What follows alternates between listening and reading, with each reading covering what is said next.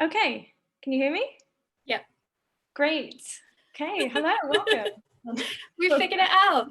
Hi everybody, welcome to Conversations with Sheffield Gothic. I'm Lauren and this is Mary, depending on where she is on the screen to me. Thank you for joining us for our first live shoot. I'm going to not look at the YouTube because it's really freaking me out that we're a few seconds ahead of it. But we are checking the comments. So if you want to join us this afternoon, evening, to join in the chat, then you can either tweet us at Sheffield Gothic or you can join in the YouTube live chat.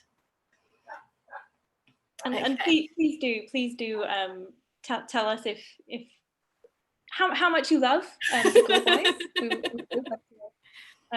Love to hear everyone's thoughts. Yeah, do you love the Girl Boys like we love the Girl Boys, which is a lot. Yeah. Okay, so this is for those of you who don't know who we are, we're Sheffield Gothic, and you can find us on Twitter at Sheffield Gothic, or also at one of our many other accounts at The Reimagining, at Gothic Bible, also Lauren's account, which is at Literary La, and I am at Maz Going. So yeah, you can follow us and you can see what we get up to. Okay. Yeah, so let's introduce the episode. Yes. Okay, yeah. So what episode are we watching? We are watching 3 horrifying cases of ghosts and demons. We picked this episode for a couple of reasons. Chiefly, it's the first proper supernatural investigation that Shane and Ryan do. And they visit 3 locations. And one of them is one of my all-time favorite kind of, I don't want to say favorite haunted house because I don't believe it's haunted. But one of my favorite kind of pieces of haunted house, pieces of cultural history, the Winchester Mystery House. Fun story, when I was 20, worked at the Jane Austen Centre in Bath, we were asked if an artist could film a short film that she was making about Sarah Winchester in the museum. And I had to so she dressed up in like a Victorian outfit that was not particularly period appropriate. And I had to wear my Regency outfit. And then we had to act out scenes from Emma, but also run around the house pretending to be Sarah Winchester. And it was one of the most bizarre experiences of my life. Can I also just say casually, you had to wear your Regency outfit because of course you own a Regency outfit, and I do own a Regency outfit. Don't you own several? I own several Regency outfits. Yeah, in my defense, I used to have to wear them for work. I did, however, purchase my own for work. But yeah, ever since then, I had no idea who Sarah Winchester was at that point in time.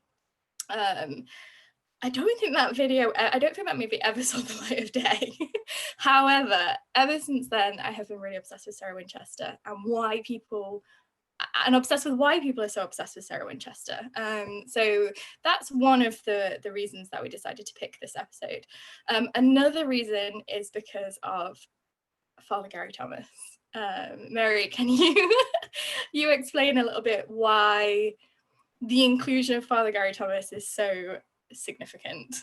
Well, they kind of talk about it in the episode, but he's basically the real life exorcist in the flesh. He is the priest who the Exorcist books are based on, and he has, as he will explain in the video, he has performed exorcisms himself. And yeah, it's just exciting to, I guess, have a little bit of religious authority. When investigating ghosts and demons.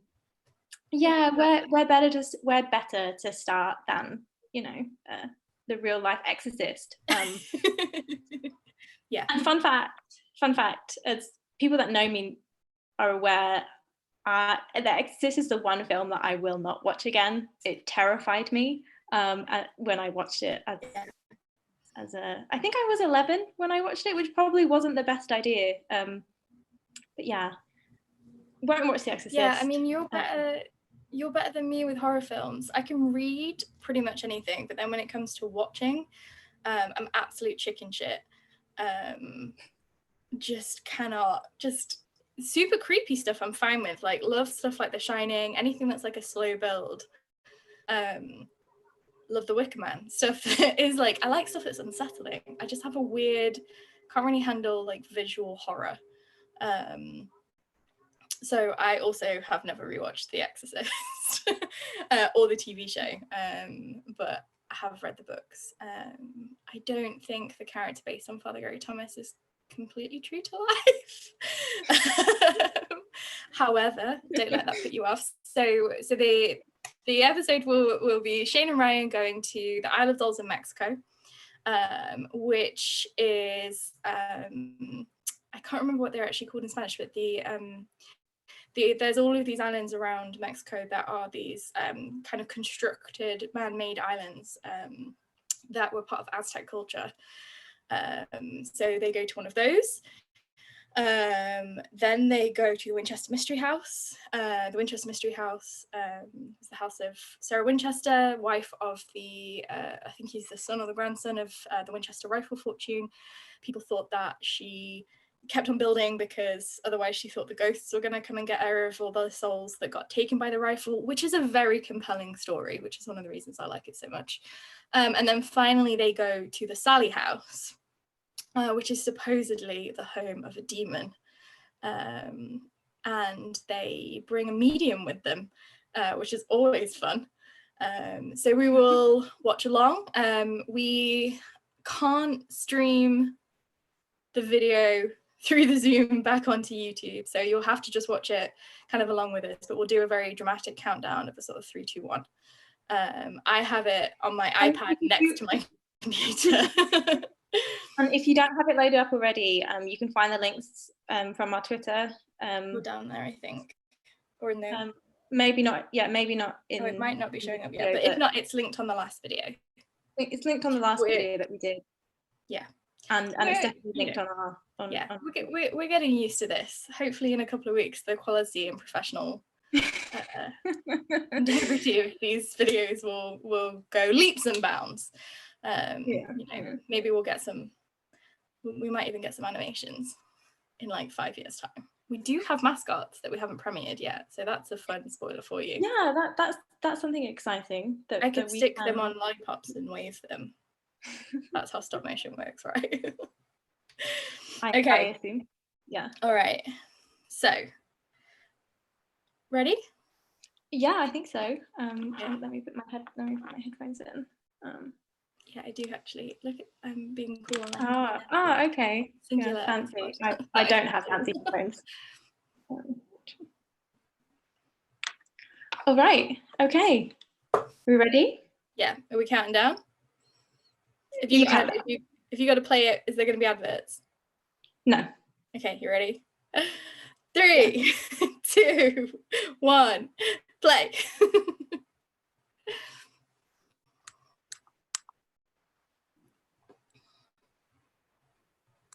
Showdown with a demon to end the trip. That's how we end all of our trips. Ryan's voice when he says haunted. Haunted.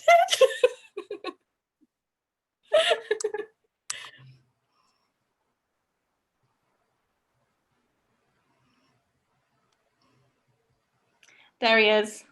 There he is. Man of the moment. Story.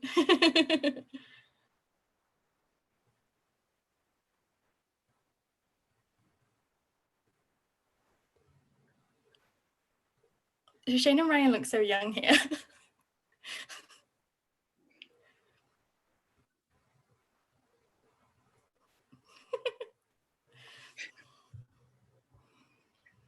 I remember watching this for the first time and being genuinely surprised that the Vatican still teaches people and trains people in the art of exorcism.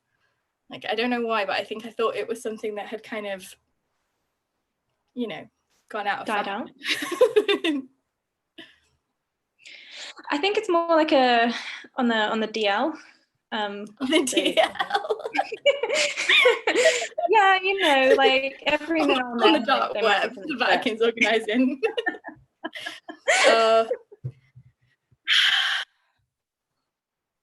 Fun fact, peeps. That is not in the Bible. That is Milton's Paradise Lost. I cannot believe that in the year of our Lord 2020, yes, I know this was filmed a few years ago, we still have not accepted the fact that this idea that demons and the devil are fallen angels is not canonical. That's fanfic, my friends. It's amazing how powerful these kinds of narratives can be. And I mean, Paradise Lost is a really great example of that. But yeah, like go back and read your Bible, and specifically go back and read Genesis, Genesis and the creation parts, because you will not find Satan there. You will not find Satan there because Satan isn't there. Satan's like a chill dude that turns up and he's like, hey, just keeping things steady, just making sure that everybody, you know, everyone's doing their thing. Like, don't worry about it. Don't worry about it. In the Hebrew Bible, the Satan figure or the Satan figure is more of like a kind of the adversary. Yeah, exactly. That's literally what he means, right? The adversary. He rocks up when God wants to mess with Job, essentially. And there's a really great Can I just say, story where it's like, what have you been doing? And the Satan is basically like, oh, you know, just walking around. Just chilling. I love this moment where Ryan produces a half-drunk water bottle. Father Garrett comes last. Like he knew. Dr. Kathleen Hudson has just messaged me to say, yes, the Vatican does indeed still do exorcist stuff. So that is a word from an authority, my friends. From the Queen. Yeah.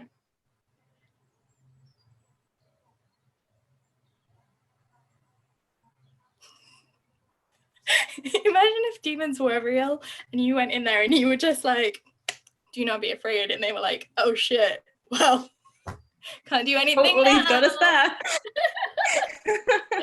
Okay, so here it is, Winchester Mystery House.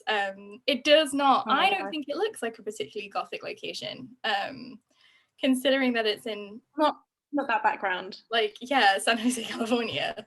I went to a really interesting paper by Dr. Bernice Murphy, who is at Trinity College Dublin. I've got adverts. Dang it. And her research, her current research is about California Gothic. And the Winchester Mystery House is one of the things that she talked about in quite detail, and how this story about Sarah Winchester came to be. And I won't say too much more because I believe she's going to publish what will be a fantastic book if that paper's anything to go by. But she kind of said basically that I think it's the 1912 earthquake in California just produces this massive Gothic narrative. But yeah, essentially this mystery house narrative is like completely constructed.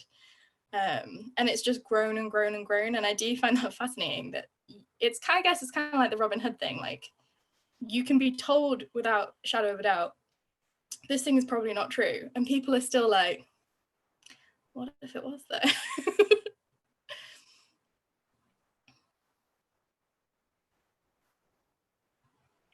It's like the kind of it's like the telephone game, but you know, yes, it's like the telephone game, supernatural stuff. That's kind of a Gothic thing in itself. Like, I think this is something that this episode doesn't pick up on, but the fact that these stories are essentially oral storytelling traditions, and every time you pass it from person to person, it takes on a new element. And then by the time, and I think this is, you get this as like H.H. Holmes and the Demon Baby in Chicago, like the more that these stories get passed around, the more embellished they become. And then, often there's more than one like origination for the story, and then they all get blended together, and next thing you know, everybody thinks there's a baby with horns in Chicago.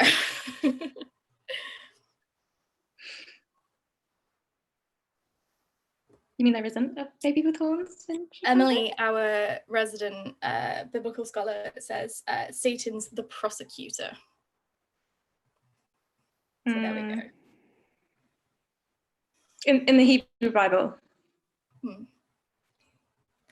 Yeah. This is the thing that always baffles me about people's obsession with this Winchester story. As Shane says here, why would the ghost be like, you must continue to build this house?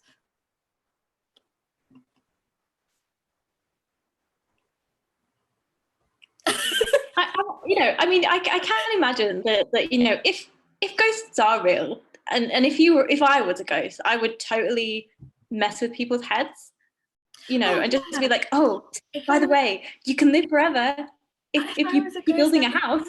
I would fuck with people so hard, without a shadow of a doubt. But, yeah, this is the other thing, like.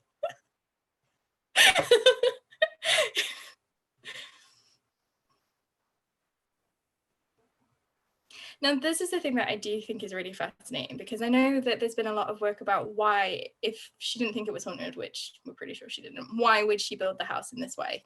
And I think the kind of accepted kind of argument about it is that she was into architecture, and she just kept like running out of money and running out of time, and kept rebuilding bits and taking bit, and were like starting to build something, getting bored with it, deciding to stop and like build something else. And I think they often like reused materials. But considering there are doors that open onto the onto the edge of the building and all of this kind of stuff, it does make me kind of be like, this is some House of Leaves shit. Like, why would you do this?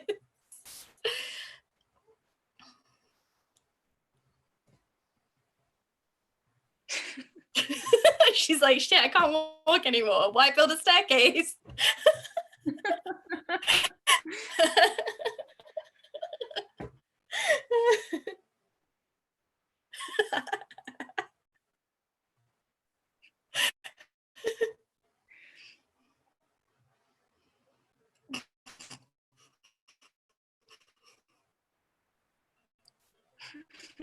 It's true, nothing is better for arthritis than a 2-story drop. See, that I can kind of buy, and that is very Gothic, this idea that someone builds a house to keep their mind off their grief. Like, yeah, I kind of want people to go through that a little bit more. Well, yeah, I mean, I guess if you kind of say to yourself, like, I will feel sad, I will allow myself to feel sad when this house is built. Yeah. And you just keep building, so you don't ever have to if I don't stop building, then I don't have to like explore my grief or feel sad about anything. Like, that is quite a compelling narrative.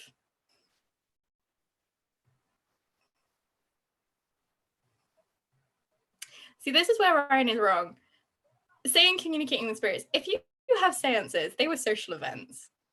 People wrote about that crap in their diaries. Like, these women had commonplace books, and they would be writing everything they did every single day. So I guarantee you, if Sarah Winchester was having seances, there would be like Miss Smith from around the corner that was like, oh yes, I had tea at Mrs. Winchester's, and we communicated with the spirits of the of the unrestful dead. Unless she was doing them on her own, Maybe. I mean, that is like breaking every horror movie rule, though. Like, don't do a seance on your own. You need it's a buddy system thing, Mary. Yeah, I guess. Kate Harvey, dear friend from University of Stirling, just said, is Sarah Winchester the proactive Miss Havisham?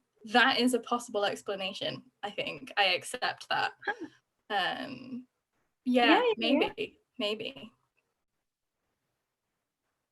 Yeah, I mean, on the one hand, you have someone who, lives in a wedding dress, staying in a room with, what would have been the wedding feast on her wedding that never happened. And on the other hand, you have a woman who just keeps adding rooms to her house. Yeah, exactly. you know, same thing, same deal. Good point, Kate. Also, I would 100% build a trapdoor that dropped into my kitchen. Like, climbing stairs is boring. Imagine if you could just like drop straight into the kitchen. What about a slide?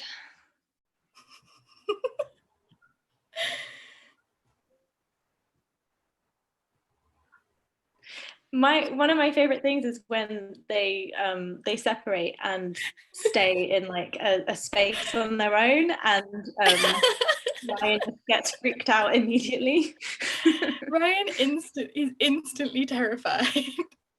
I mean, I do have to say, like, when I worked at the Galleries of Justice, which is now the National Justice Museum, even though I didn't believe it was haunted, there would be times where you were like on your own in one of the areas, and you did just have that kind of like, I really don't want to be here feeling. It was more because I was always worried someone was going to be hiding and jump out and try and attack me. But I can kind of understand why, if you're already naturally superstitious or you do believe in the supernatural, that those experiences play on your mind. And I think this is something we've talked about a lot. Actually, Mary Shelley's On Ghost is a really, really good example of like that kind of exploration. But I think that sort of like terror experience, and if we're talking about like the difference between horror and terror, then having an experience where you think that perhaps something supernatural is there is probably the kind of thing that would confirmation bias you. Absolutely, yeah, and you know, I suppose it's the, you know, the expansion of the soul and the imagination. You know, when you're surrounded, especially by darkness, and you've got the unknown, it's, you know, almost being in almost a sublime experience. In that you can't see the limits, you don't know the limits, and then your brain just fills in the blanks. Overdrive. Yeah. No.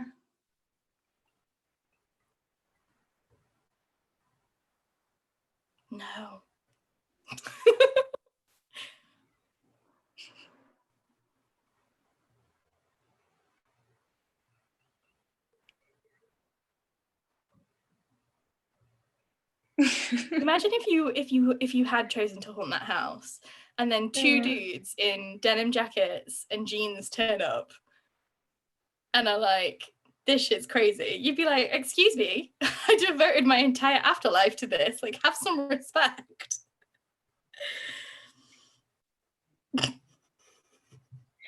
This is why you need the Ghost Brothers. They would be respectful. Yeah. This is the thing that gets me about Buzzfeed Unsolved every single time, is that Ryan's like, Father Gary Thomas said don't engage with the ghosts, and after a few, and Shane starts doing it and he's like, no, and then 5 seconds later Ryan's like, fuck you ghosts, come at me, let's like do your work. Ryan always gets overconfident, shouts at a ghost, and then shits himself. Yeah. Okay, we're going to Mexico. I think I'm a few seconds behind you. A little bit.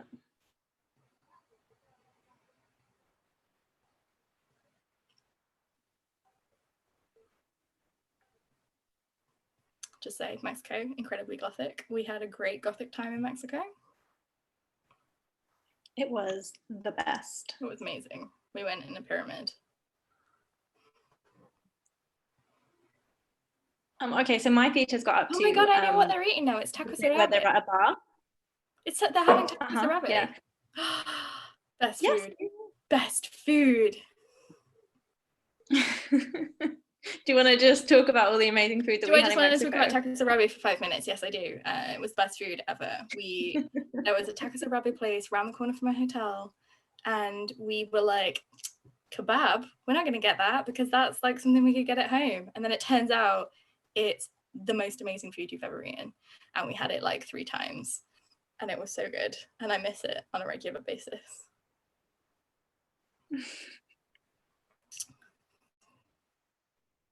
Now I'm sad. Oh. We'll go back. Maybe. Oh, Ryan. Yeah. Oh my god, that one was carrying churros. I love how this just becomes, oh, we've been to a market like that. I love how this just becomes with me like reminiscing about all the foods that we've eaten in our trips and travels. If you go somewhere new and you don't enjoy the food, then have you really gone there? Exactly.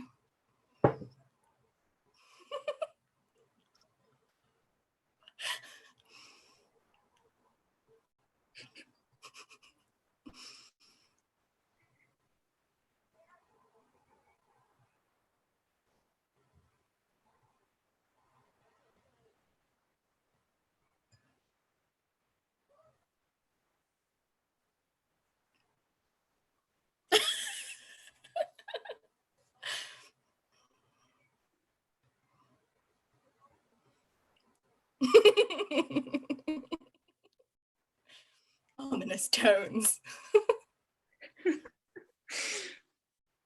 Can I just say, this is the beginning of a horror movie. This is do not go to an island of dolls. No. I feel like I should point out that I have a distant elderly relative who lives in London, and her house is filled with dolls. Dolls are incredibly creepy. Every room. Dolls are so creepy. Dolls. Yeah. Shout out Sam they Mills for some great work on Gothic dolls. I'm not gonna lie, I would not go to this island. I feel like I probably would.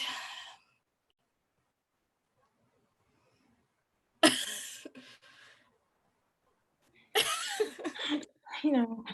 Yeah.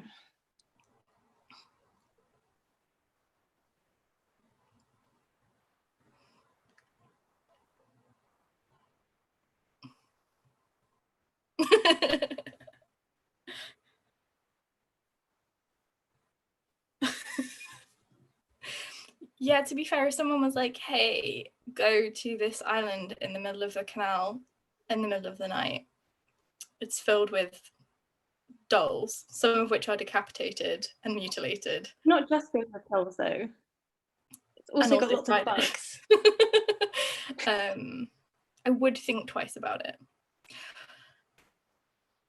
I think you'd have to pay me a lot of money. Yeah.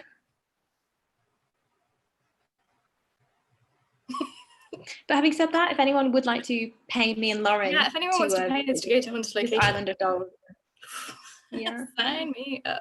Happy to.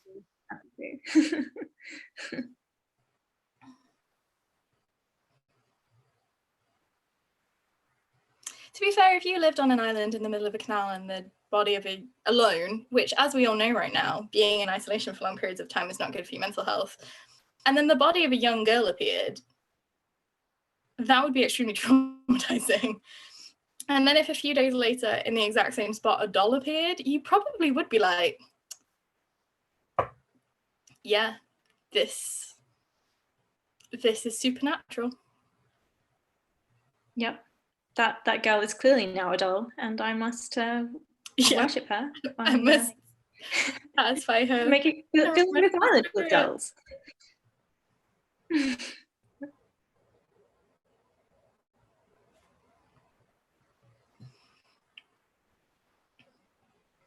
I mean, you gotta hope that a little girl, if there isn't afterlife and demons, that the little girl is probably not in hell. Yeah, what happened to the body? I guess it got washed away in the canal. Did he just push it back down the canal? The spiders here. Yeah, probably, to be fair. Yeah, so here's the other thing. Where do the rest of the dolls come from?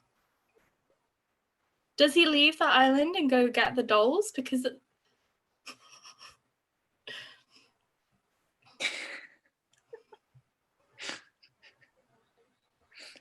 thought you would have some respect. Why stay living on the island? Yeah. Well, I mean, you know, I guess after a while it would start to feel like home. But if you were like, I must put these dolls up, otherwise these spirits will kill me and destroy my island, I'd be like, time to leave the island.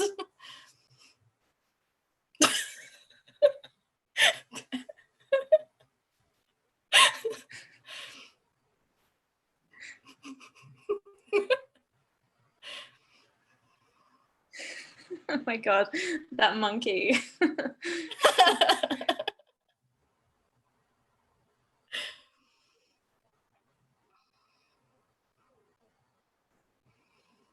Can you imagine if there was actually, like, I don't want to keep saying can you imagine, but why would the ghost of a small child be like, hang these dolls up? Not like, let me play with these dolls, or let's have a doll tea party, but like, you know what I really want as a 5-year-old girl? All of these dolls to be hung up. Unless it wasn't a 5-year-old girl and it was actually a demon. It could be a demon. Just could have been Sally. Messing with you. Just messing around. Just having a joke. Yeah.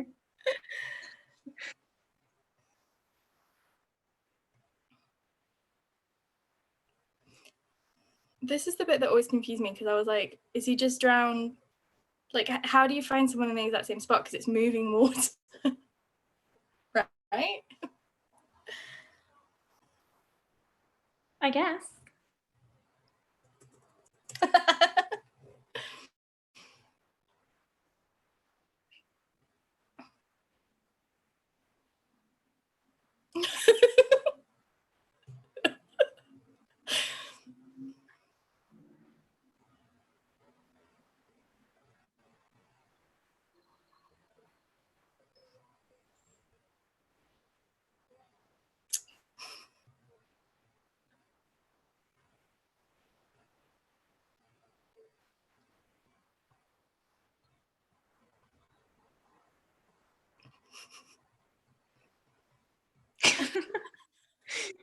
Should we poke it with a stick? Yeah, man, totally. That's what you do. Yeah, I mean, sure, if there was something there that, you know, looked like a possible human just sleeping, or maybe something else more nefarious, like, I don't know, a demon. Sure, yeah. Let's poke it with a stick. Or a monkey. Put it on Wikipedia and let's leave. Story of my life. Anything to get off this island. So not only did he hang the dolls up, he built a shrine to the dolls. You know, a lot of these times when they're talking about stories, I'm more kind of like, yeah, this is probably less about a haunting and more someone who really seriously needed professional mental health care. And instead everyone's like, don't mind him. He just lives on an island with all his dolls and the ghosts. It's fine. That is really creepy, to be fair. Which actually it links back to the whole exorcism thing. I think you know, one reason why we don't hear about exorcisms as much is because a lot of the times it was more that people needed oh, look at this. People needed other, you know.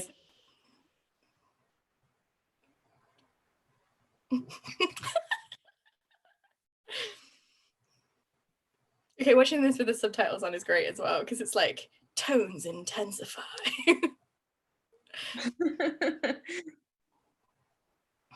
I actually really enjoy watching horror films with the subtitles, because the subtitles for the noises, you know, the so wheezes or the groans or you know, the demonic growls. Great. Yeah.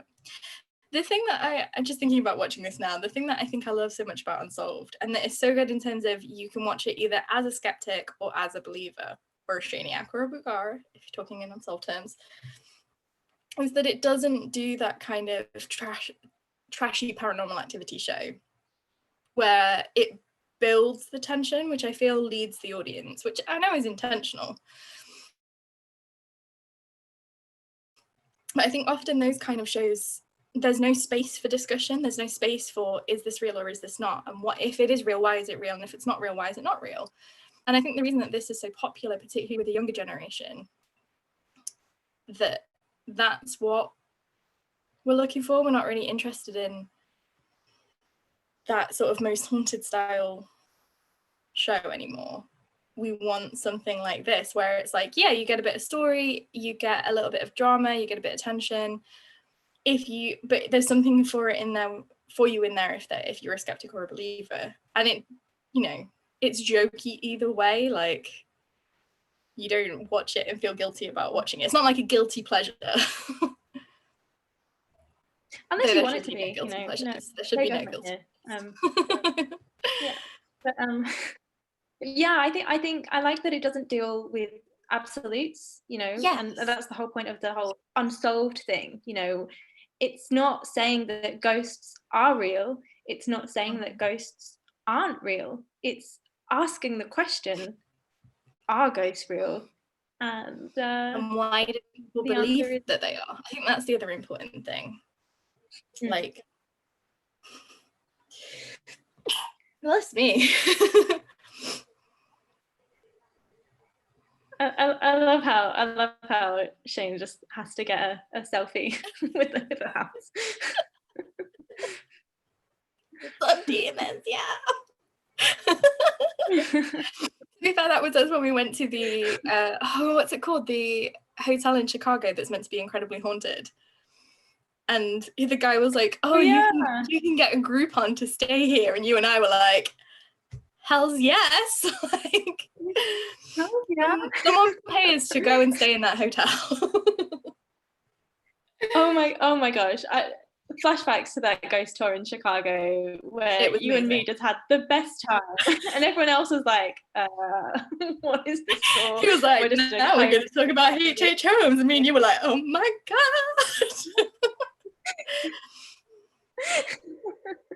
It was great. I loved every moment of it. Yeah. We should do more ghost tours. We totally should.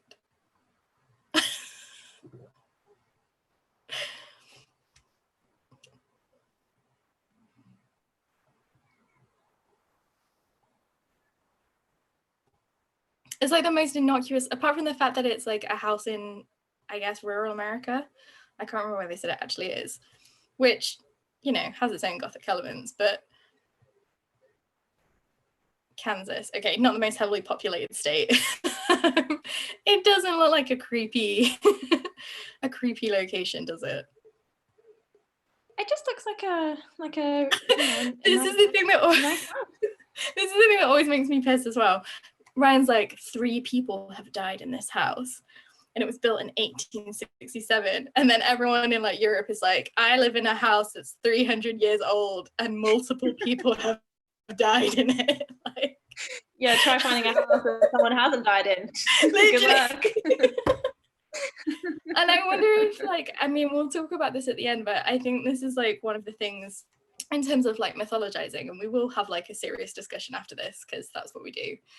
But it does make me laugh every time that there's this kind of like, oh, well, you know, someone died here. I'm like, yeah, okay, cool. Hospitals have only really been a thing for end-of-life care in the last 20, 30 years.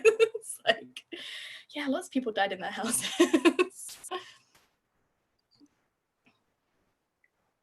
Who moves into a house on the 31st of December? I mean, like, well, I'm trying. When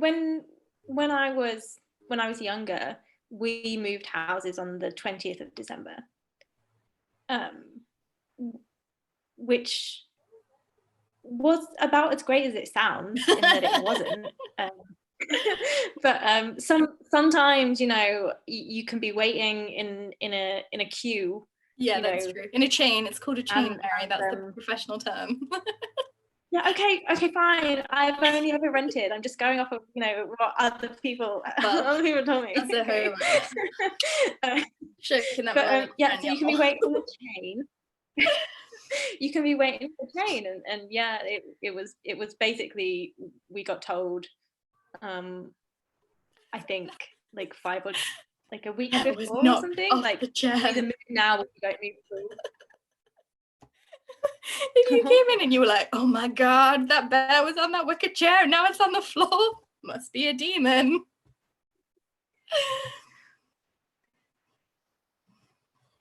Oh my gosh. When they arrange all the bears in a circle. It's a little monkey.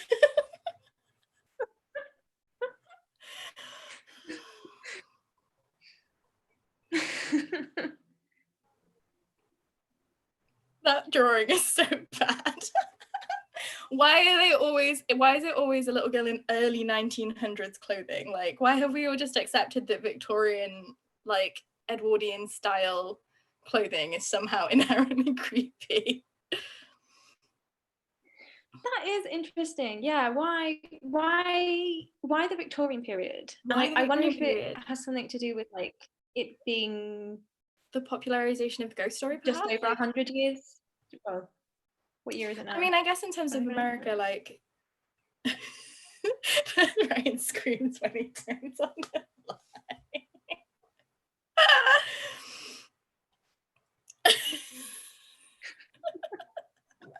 Anyway, yeah, I guess in terms of America, He's like such a drama queen. Such a drama queen. Where's my holy water? Yeah, like I guess in terms of America, like, you know, you're talking kind of like post-expansion to the West, especially because they're in California. So I guess it makes sense that it's sort of like mid to late 19th century. But then has that translated across to Europe? Like, why are so many of the stories about London and Edinburgh about, you know, a woman in Victorian clothing or a, you know, a man in a top hat? Like, why is it never somebody? I wonder if it's because I wonder as well if it's because that's when seances really got big. Well, I wondered this. Is it because that's when we have the rise of spiritualism and that's when you have the popularization of ghost story? Yeah. Like, is it just in tandem? Like, is it that because that's when spiritualism is playing, because that's when ghost stories become popular? Like, let's do a seance and ask W.B. I imagine like, he was in spiritualism, right? Writing in the 19th century and, you know, talking about spiritualism and seances, you would just be talking about contacting, you know, people that you know dressed in like contemporary fashion, that kind of thing. And we just haven't kept that, you know, kept that going.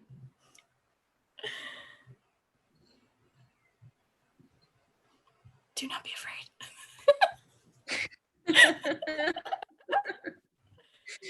Remember, be chill, be chill. Oh, Ryan. Anyone who's ever used a mag light knows that they're extremely unreliable. Turn on and off all the time. Or maybe they're just all haunted. Maybe. All mag lights are haunted. Maybe that's how they make them. Maybe like the way that they get such good battery life is they actually trap a spirit inside the mag light. Consider that. It's one theory, you know. I've read books like that. That's kind of like the plot of Final Fantasy 15. No spoilers. Spoilers. Yeah.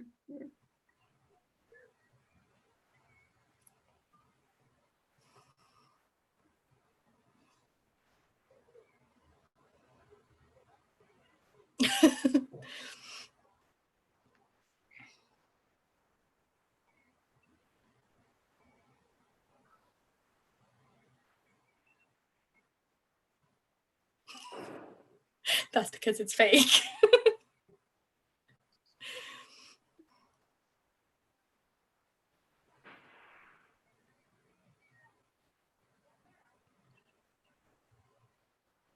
I mean, if you feel like you want to hurt your wife while you live in a house, then yeah, you should probably leave.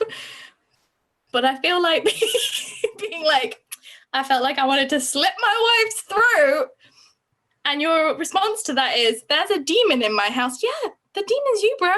Go to couples counseling. Like, it's not an acceptable response to the situation. Stop creating another entity to blame, like, this on.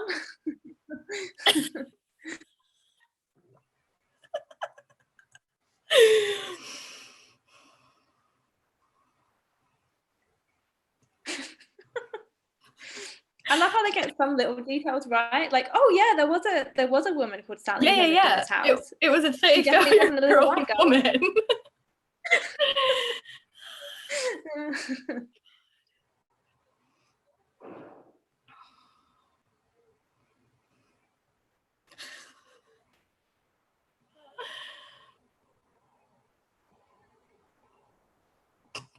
Haunting tones. That demon's racist.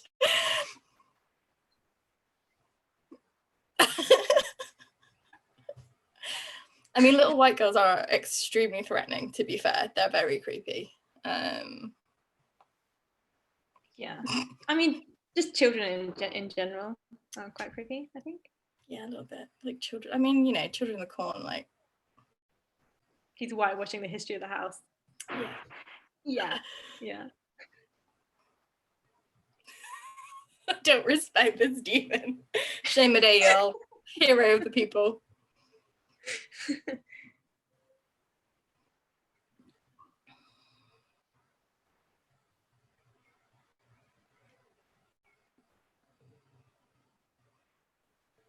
Oh, this bit is hysterical.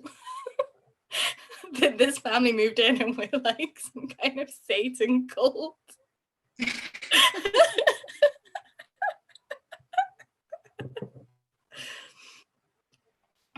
Oh, classic Satan worshipper. Of course. What else could you possibly be? The pointy hat. The black. To be fair, I think that, you know, it's not necessarily Satanism, and people often just conflate a lot of different satanic things, you know. Yeah, I think that's really interesting, considering this idea that like that demons exist and that demons are fallen entities from heaven, and that there's this completely kind of, I don't know, fabricated religious support for it. Like, but then when you like, what would a Satanist cult do? Like, if Satan is anything, he's lawful evil. Like, that's the point of him.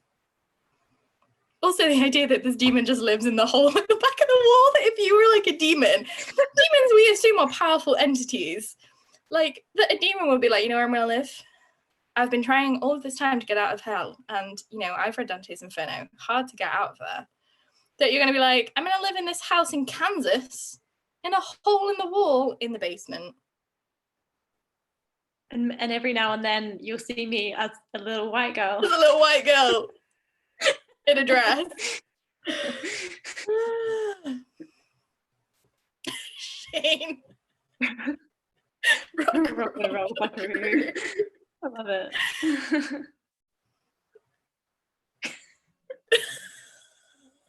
This is another one of my favorite things. This bit's great.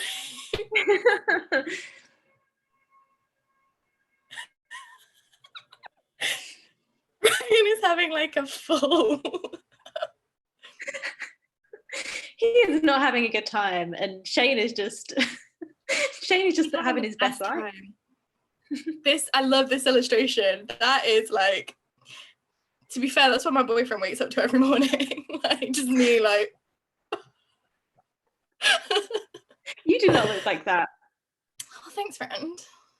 Yeah.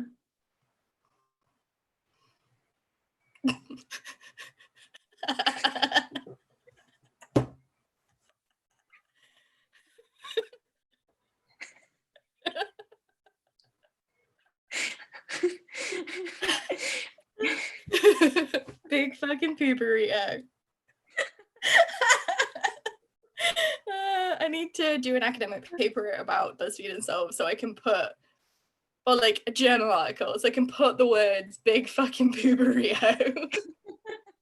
to peer review. And don't forget spaghetti.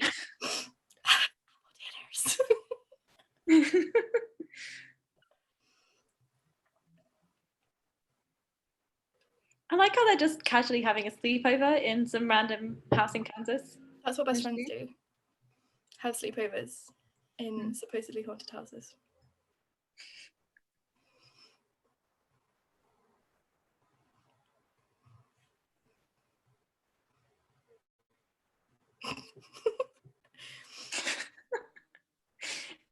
That is me. Like when Shane's like, I would be asleep this whole night if it weren't for you. I think my favourite is when they sleep over in the is it Blair's the other house. It's one of the hotel. It's the hotel, and Shane's like, this is the one where they get in the bathtub and the jets don't work. And Shane's like, this is one of the nicest places we've ever stayed in. And Ryan's there all night, like, There's noises outside.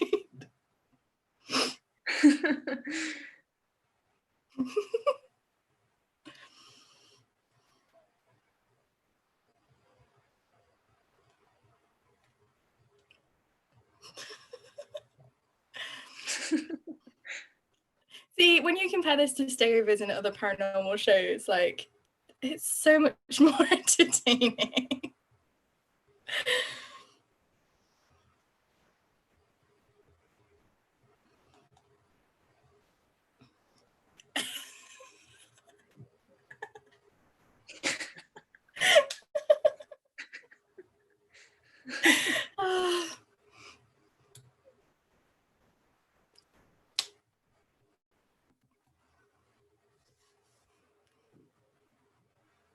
Yeah, they should paranormal lockdown it, 72 hours. It's the only way to discover if ghosts are real.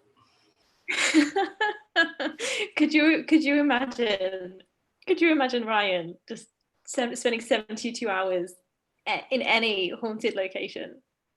I don't think he'd make it. No. He didn't make it. He didn't make it now through one night. See, this is the thing that gets me. Like, 6 hours ago, Ryan is like, stop it, this is terrifying, we're gonna get possessed by a demon. And then they're getting out of the house and he's like, come at me, demon, you motherfucker, like, fight me. Yeah, because now he's leaving. He feels confident because he gets to go. Like,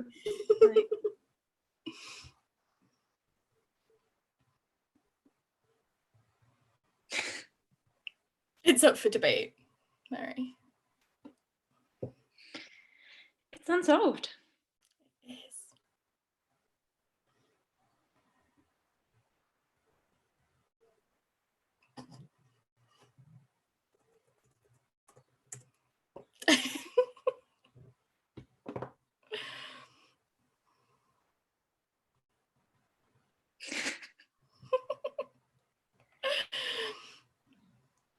Eerie tones.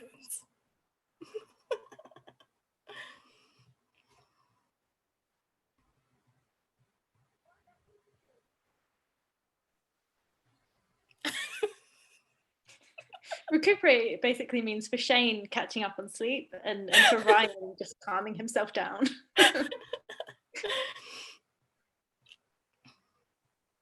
I love how, though, this has gone from putting a flashlight on the side and asking the ghosts or demons to turn them on and off to, like, spirit boxes and stuff like that. Like, and it's still the same show. Like, they haven't changed it. Yeah, because the evidence is inconclusive at best, which means that you still get to be in that kind of unsolved space, which is where it's fun. It is where it's fun. It's where it's most fun. We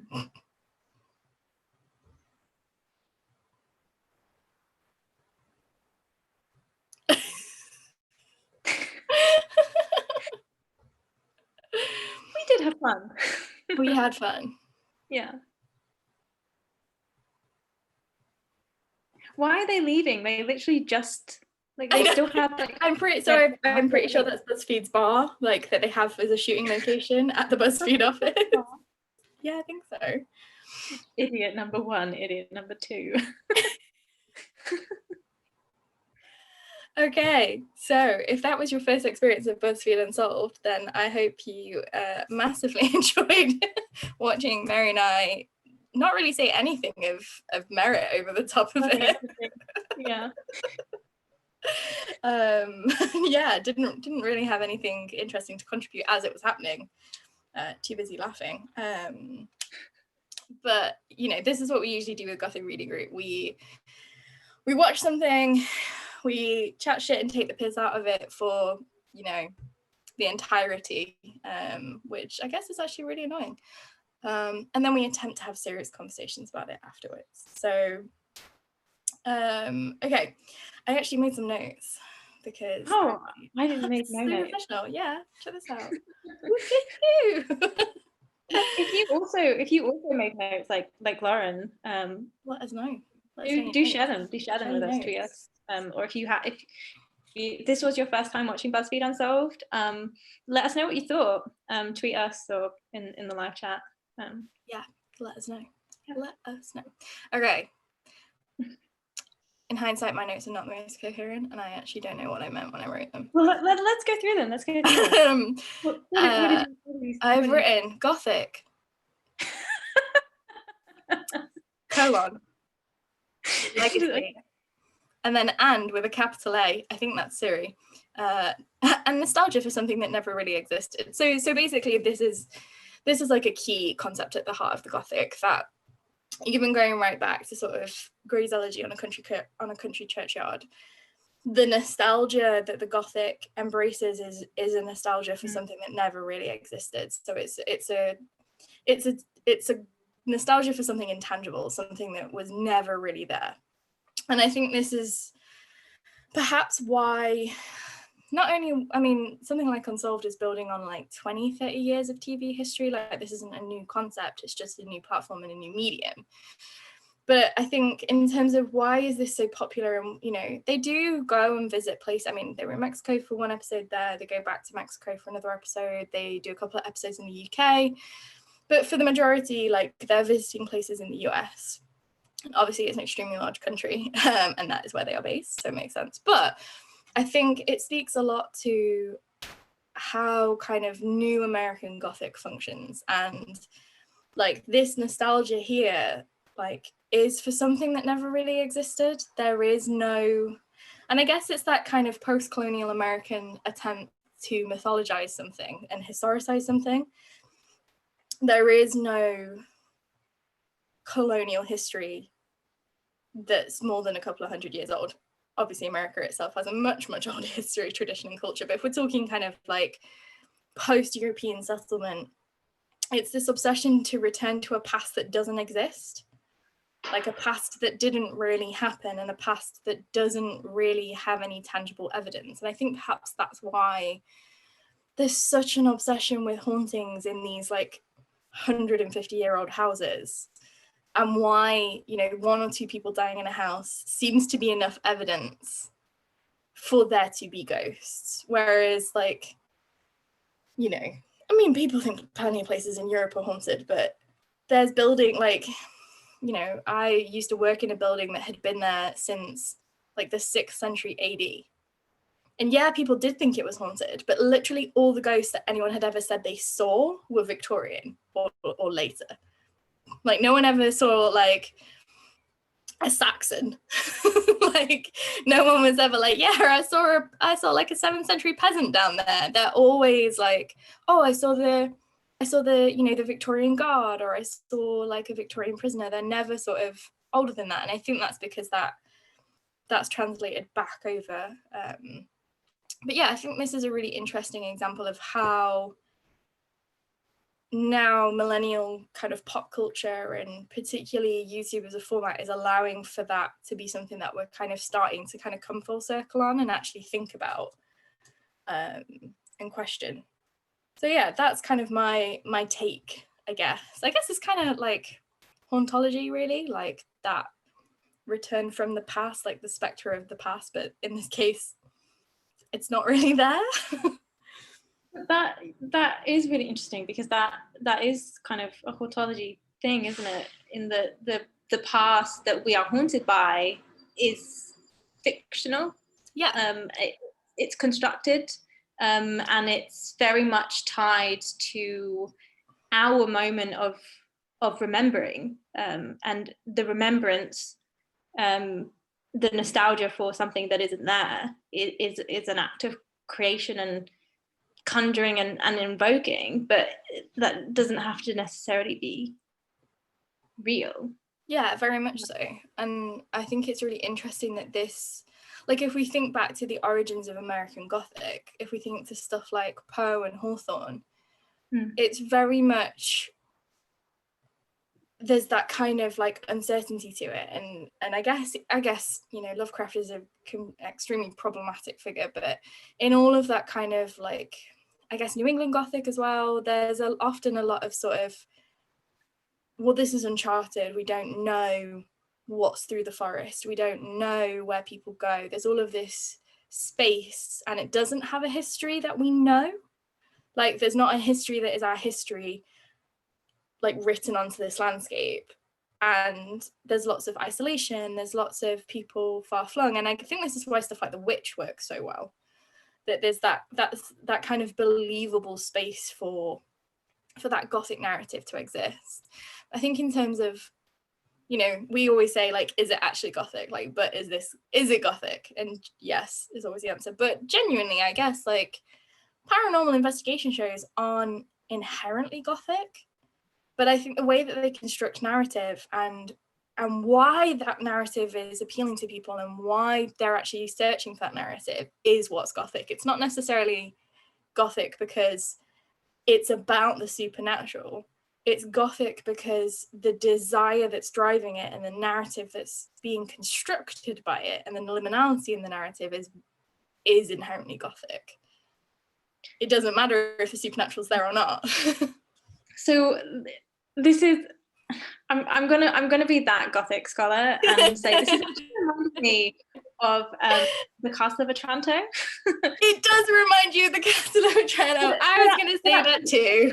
Yeah, so the Castle of Otranto published in 1764, and it's this wild, crazy ride of a kind of a haunted castle with lots of random stuff that happens. There's a giant helmet that falls and crushes someone to death, and there's a suit of armor that comes to life. But it's framed so that story, that ghost story, is framed as a found manuscript. Mm-hmm.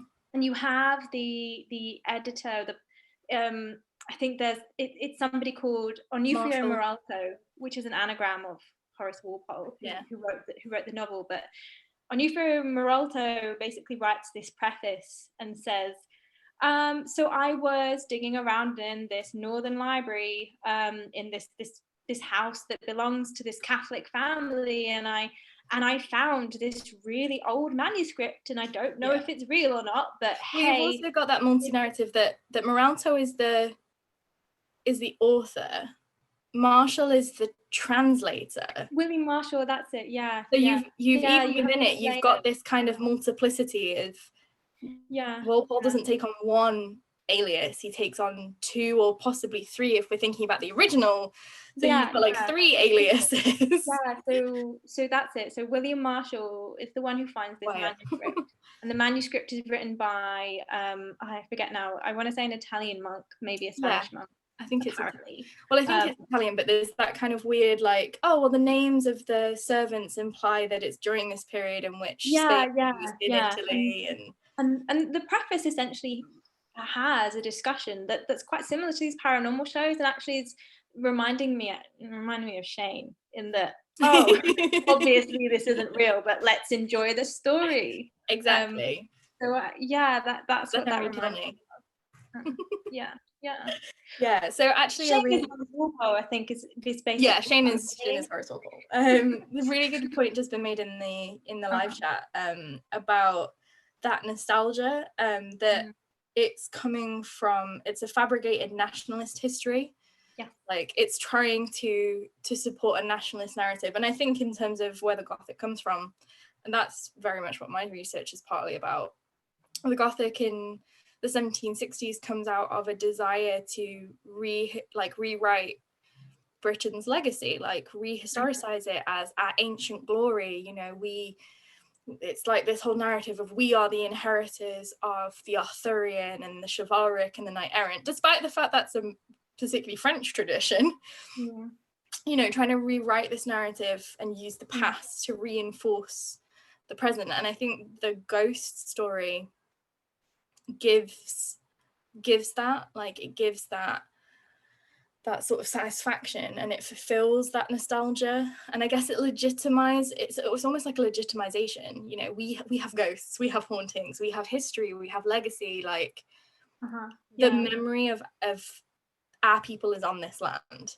You know, it's replacing the stories that have been ascribed to these places for hundreds and hundreds of years with 100-year-old stories of, European settlers. And that's really interesting in the context of America, because America, as a kind of as a nation, if you're talking about the construct of a national identity, it's very young. Yeah. And America is founded on slavery and genocide, and I think constructing these ghost stories, specifically ones that are in the 19th century, it is a way to kind of erase that history, or to maybe just not think about it, and to say, this is us. We're a young country, and we have little white girl ghosts. 100%. There's a really great book. It's about the rise of British, English nationalism, realistically, but Britain as a sort of as a nation, by a scholar called Kathleen Wilson, called The Silent Race, I think. And Wilson makes this really great point about how to have a coherent national identity, you need a weft of collective narratives. And within that weft of collective narratives, you have to have a narrative that anybody can relate to. So a narrative that is solely relatable to, the English settlers, or to the German settlers, or the Spanish settlers, or the Dutch settlers, that is only related to the upper classes, or the middle classes, or the lower classes, doesn't work. You have to have a narrative that relates to everybody. And in the 1760s and 1770s in Britain, that's a narrative of, we've always been this constitutional democratic nation that, is brave and chivalric, and, the Gothic reinforces a lot of that when you get stuff like Clara Reeves, the Old English Baron, which is kind of taking the mantle from Horace Walpole, even though Horace Walpole wasn't particularly pleased about that. Poor Clara Reeves gets a bum deal. But yeah, this idea that to be able to have a national identity, you need to be able to have a coherent narrative. And for a lot of kind of post-World War II, that coherent narrative is World War II. But this is older than that. And I think that maybe the kind of origins have been lost. And I'm sure this scholar's doing really great work on this. And please tell me if there are, so I can shout them out and tell people to read them. But I do think it's really interesting that perhaps that's why this tradition, and I guess it got me thinking about when you were talking about Ghost Brothers, that this is it's not just because television is overly white, but this has been a really white medium.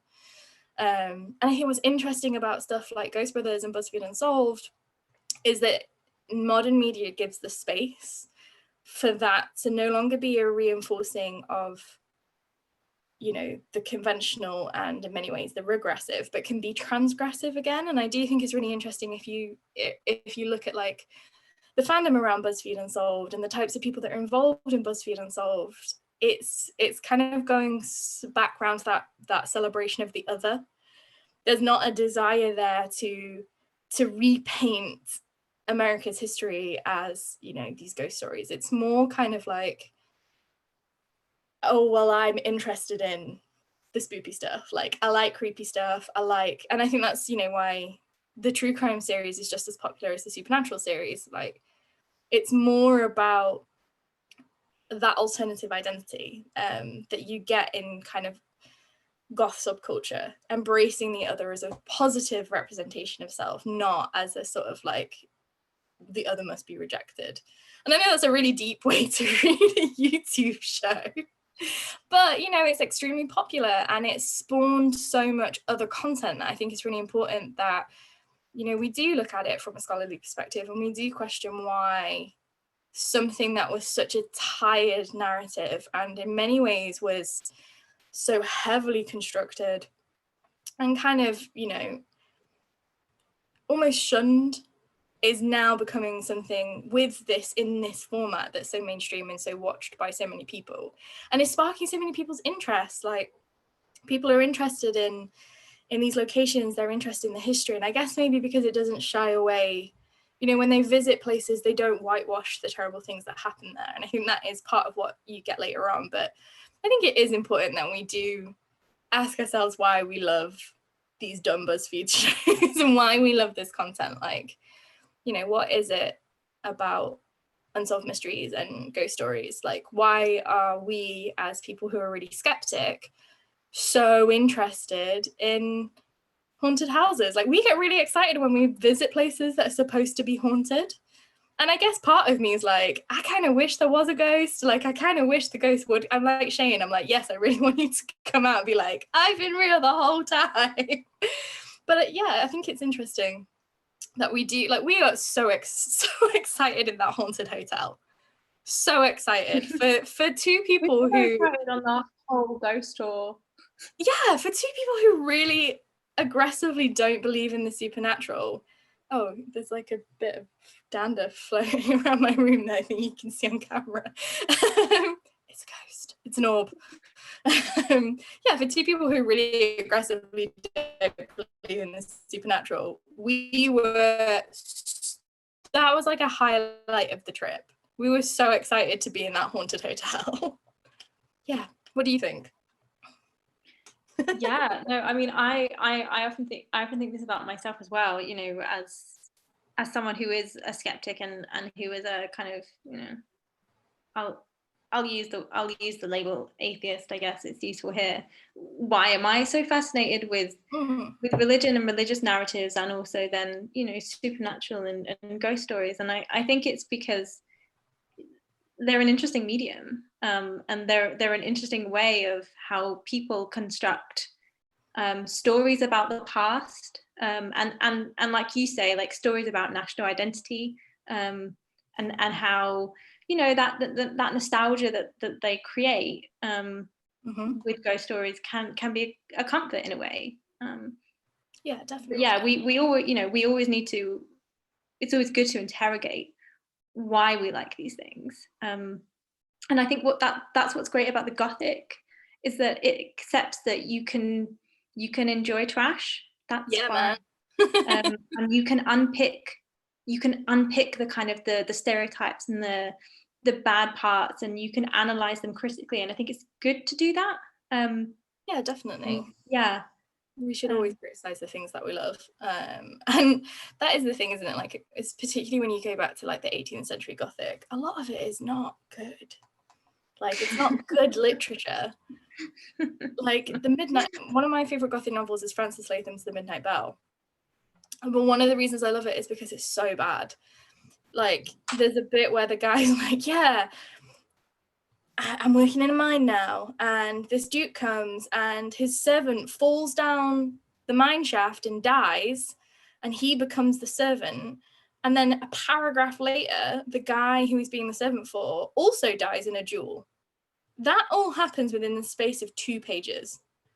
Like, it's just such a weird thing. But I think that's the thing, isn't it? Like, you like trashy stuff. We all love trashy stuff. But I think Buzzfeed Unsolved has the ability, because it's a YouTube show, to embrace that. And there's still fact in there. There's fact, but there's also space for theorizing and for everybody to have a conversation. I think that conversation is really the most important part of it. And I think this is maybe why stuff like creepypasta is so popular. And I think, you know, at the minute, Twitter, there's lots of ghost stories and kind of online horror stories going on through Twitter, particularly at the moment, because people are at home and they don't have, you know, much to do. But that I think is something that's really fascinating. It's not something that, if you'd have told me 5 years ago that people would be creating haunted narratives on Twitter, and that, you know, there's that sort of mythology around them, I don't know if I would have believed you. But as happened with creepypasta, what started as a sort of inside joke, and everybody knowing, it takes on its own mythology, it creates its own sort of online presence. And, you know, you read some of them and you still do kind of go, like, this is real creepy, even though, you know, it's just some other person behind their computer. Every year I read, like, news website Jezebel does, every year on Halloween, gets people to send in their real life spooky stories. And every year I love reading them, and every year they freak me out. I don't believe that any of them are true, but I do believe that the people that happened to, and I guess this is like what Shane says, I don't not believe that those people had those experiences. I do believe there's other explanations for them. Whether or not the supernatural is involved, they're still incredibly creepy and distressing experiences. And I suppose that's the thing, isn't it? Like, a lot of these places that they visit are still places where creepy things happened. And yeah, you know, and again, to go back to Otranto, because of course, but that whole, you know, engaging with new mediums, and you know, using new technologies and mediums to disseminate ghost stories, as it were. So Otranto was first published as a kind of found manuscript, but it claimed to be true. And that's exactly what you get with a lot of this creepypasta stuff, is that it kind of shows up or emerges or, you know, appears, and it has this truth claim. And the person who made it, probably, maybe, a lot of them know that they've made this up. Yeah. But when you read that, and a lot, you know, a lot of people in the 18th century reading Otranto, the first edition, thought it was true. This is scary. This, Yeah. you know, and the same with, you know, the Blair Witch Project, stuff like that, like all these kinds of new, or like new mediums and new technologies. Yeah, like in the 90s and early 2000s, there was a lot of like AR games. I think one of the really famous one is Ong's Hat, which was a bunch of guys kind of pretending that there was this community that maybe broke. I think it's that they like broke the space-time continuum or something. Like, look it up; it's really fantastic. And about a year ago, there was a really long think piece about it. It kind of detailed the full history, and he actually spoke to the guy. And the people that made it, it was like one of the first internet conspiracy theories. The people that made the game have said openly multiple times, it's a game, it's not true. But there are still people who every year go searching for it, who believe that actually it is true. And I guess this is the thing about sort of like modern Gothic, is that there is that space for the maybe. Like, maybe it is true. Maybe. And I think the maybe is one of the most, you know, important factors, you know, and here's where we can stumble into the fantastic, in that actually once you know for certain something does or doesn't exist, okay, then great, I guess. But that maybe, that possibility that you don't know either way, I think that's what makes things entertaining and enjoyable. Cool. All right, well, I hope you guys have enjoyed our first stream. I hope that we have been at least a little bit coherent. And I hope that it's been a little bit of comfort in a time where we can't all be together and have these reading groups and do these things together. And hopefully going forwards, we'll be able to do more of this, and it'll be more interactive. We'll iron out the kinks, we'll figure out the best way to do it. But thank you for joining us. Thank you for joining us. Yes. Thank you. We've had as much fun as we have. Yeah, I mean, even if no one watched, we would probably still just enjoy talking to each other like this. But it's nice that other people are here. And thank you for people sounding off in the live chat. And obviously, you can still tweet us after this. So, you know, if you're watching this a few weeks or days or whenever it is, years, after the broadcast, tweet us at Sheffield Gothic and let us know your thoughts and feelings on Buzzfeed Unsolved or on any of this. But in the meantime, stay spooky, y'all. Stay safe and stay spooky. Stay safe.